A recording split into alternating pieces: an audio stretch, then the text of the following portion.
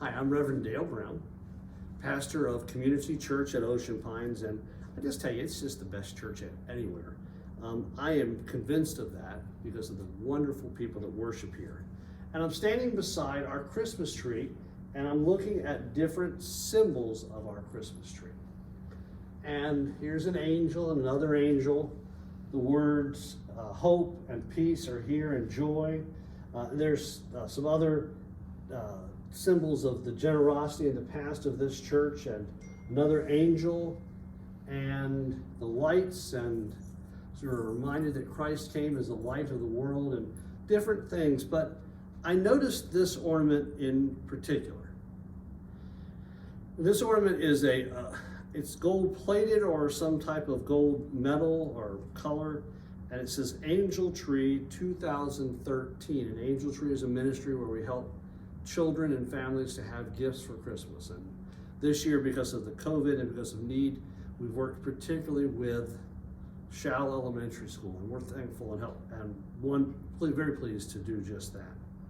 It's a manger, and it shows Mary and Joseph holding a staff, and in the manger, of course, is the baby Jesus. Now, it's quite beautiful, and I'm promising not to break it, and so I'm going to put it back on the tree. But I need to tell you that the manger into which Christ was born, there we go, is not nearly as beautiful as this ornament. Christ is born in what's called a shepherd's field. And it's a feeding trough for animals. And he's surrounded by that wonderful thing of the reality of animals and livestock that you would see in a barn in the Middle East or anywhere. Nothing fancy. In fact, it's not even a house or a building, it's a cave. So we've taken something that was crude and hard, and where only the poorest of the poor would be born, and made it into something beautiful.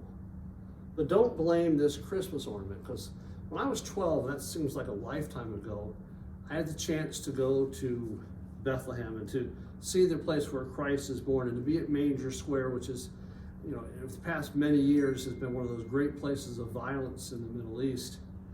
And a church has been built over where we believe that Christ was traditionally born. And it's ornate as ornate can be. There is gold and precious stones and paintings and icons and stuff everywhere.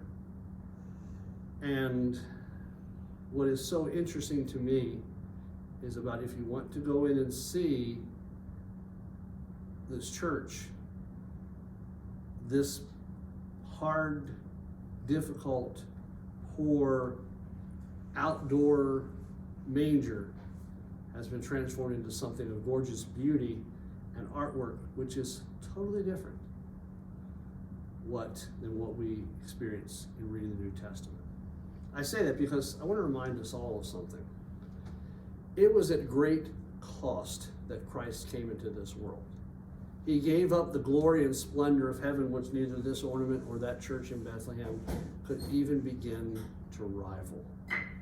And he also was born there and lived there and was dependent upon Mary and Joseph and lived as an infant in this crude manger where animals ate and fed.